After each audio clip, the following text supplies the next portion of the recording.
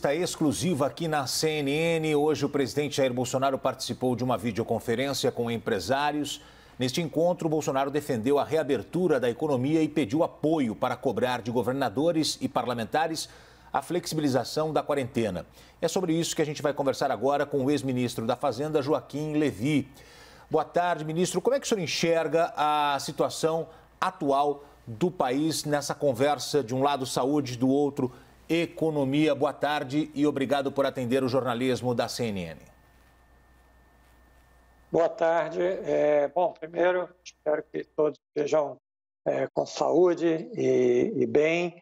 Eu acho que a preocupação com a saúde é primordial. Agora, ela não necessariamente exclui a discussão da economia. Eu acho que não há uma dicotomia nisso e o que a gente tem que fazer é se preparar para poder estar também fazendo a economia funcionar. Deve-se dizer que a economia não está totalmente parada. Parte do que está acontecendo é uma questão, diante da preocupação das pessoas, também de queda de demanda. Quer dizer, a pessoa parou de comprar o automóvel, não é porque tem lockdown ou deixou de ter lockdown, é porque a pessoa está preocupada com o que vem pela frente, está preocupada com as notícias do resto do mundo, etc.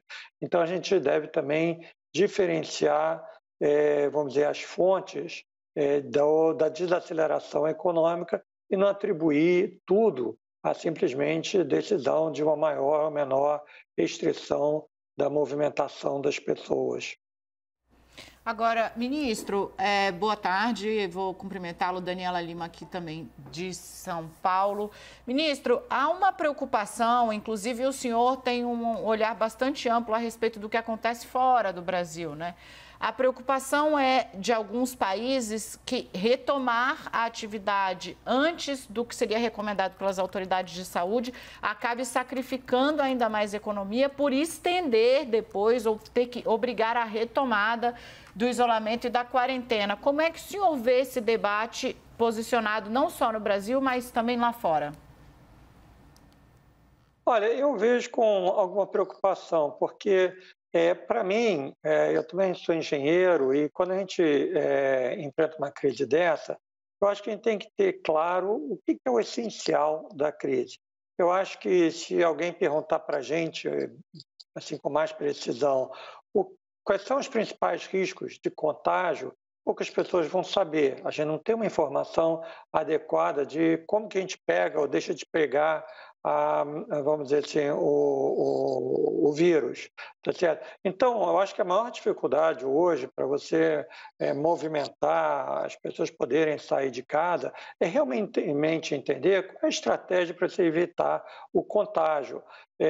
Você, por exemplo, tem opção de filmezinhos na internet sobre se você encostar, vai passar o vírus. É verdade. Agora, o que você tem que fazer para evitar essa cadeia de contágio? Como é que você pode se proteger? Se você vai abrir os prédios, que tipo de ações que você tem que ter para você, por exemplo, subir no elevador? Quantas pessoas? Como é que você aperta o botão? Que tipo de material de limpeza, de desinfetante que você tem que ter? São umas coisas assim, muito pedestres, mas que se você não tiver, fica muito difícil.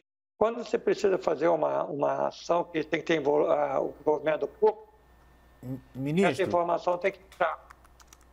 Ministro, o senhor estava falando aí sobre os resultados que a pandemia tem produzido em economias ao redor do mundo, né? Como nós fomos interrompidos, eu havia perguntado ao senhor se não fazer a quarentena direito. Alguns países experimentaram esse movimento de abrir, depois ter que fechar de novo e abrir, ter que fechar e expor assim a economia por mais tempo, aparentemente, do que o necessário. Se o senhor quiser retomar de onde estava. Tá bem, eu acho que a pergunta é válida, mas eu acho que essa dicotomia eu não compro totalmente. A questão de dar certo ou não dar certo se abrir é o quanto que você prepara, o quanto que você organiza a economia para ela poder funcionar em uma condição que é completamente diferente do que a gente estava acostumado. Na medida em que a gente não tem uma vacina para essa doença e que a gente já descobriu que essa doença ela é fácil de contagiar e que, na verdade, ela pode matar gente que até a gente inicialmente não esperava como jovens, a palavra-chave é como que você se prepara. Eu acho que isso aí, inclusive o presidente Rodrigo Maia mencionou esse fato, eu acho que a gente tem que convergir toda a nossa atenção para isso. E o outro comentário é que a economia, apesar de ter muita gente que não está podendo trabalhar, principalmente na área de serviços, a economia não parou. Inclusive, hoje a gente viu que, nesse quadrimestre, as nossas exportações até aumentaram. Então, eu acho que a gente tem que ter a correta perspectiva das coisas. Agora, ministro, até quando a economia brasileira aguenta, já que nós não temos, neste momento, ideia de quando a pandemia vai passar ou chegar ao fim? Olha, vê só, assim, a gente não tem esse prazo e também não vai resolver só atrasando imposto e dando dinheiro para as pessoas, tá certo?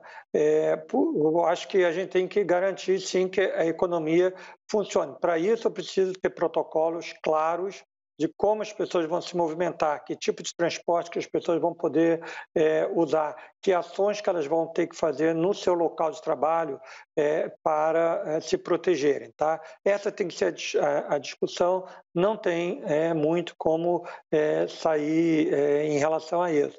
As outras coisas é como que a gente vai se preparar para a nova economia.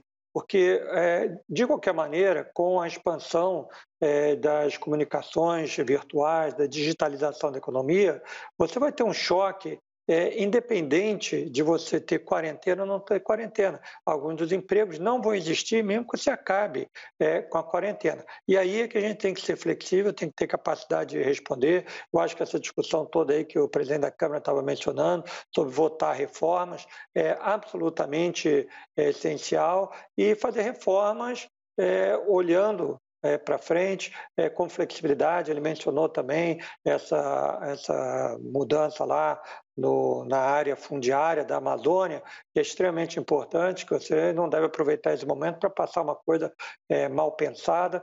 Então, curto prazo, quais são os protocolos? Como é que você vai poder se movimentar? Não sei, quando você vai para a CNN, como é que você faz de transporte? Como é que você se protege? Na guerra, é assim, os soldados têm que estar protegidos. Senão é retórica, senão é vazio. Assim, se eu vou pensar na história brasileira, tem um coronel famoso, Coronel Moreira César, onde a gente pensa um pouquinho, ele foi para a guerra sem se preparar, morreu todo mundo, não é o que a gente quer. Então, eu acho que essa é a primeira etapa. A segunda etapa é como será essa nova economia, quais os empregos que são fundamentalmente diferentes e que tipo de instrumento que a gente precisa, em termos de reformas legislativas, para a gente poder estar respondendo a isso. Como é que a gente responde uma economia muito mais digitalizada? Como a gente responde com, vamos dizer assim, um tempo que vai demorar, por exemplo, as pessoas voltarem a viajar? Como é que você vai para um hotel? Que tipo de, mais uma vez voltando à questão, que tipo de condição sanitária você tem no hotel para você poder estar lá? É isso que a gente tem que estar gastando um enorme esforço para desenhar essas coisas, porque é isso que vai dar confiança das pessoas saírem de casa e quererem estar consumindo, quererem estar retomando a vida. E quanto mais união a gente tiver em discutir esses temas, mais rápida vai ser essa retomada da nossa economia. Perfeito, ministro, muitíssimo obrigada pela participação aqui no CNN 360. A gente agradece muito a conversa, desejo ao senhor bom trabalho e que se mantenha aí resguardado com saúde. Muito obrigado. Tudo de bom para vocês. Obrigada.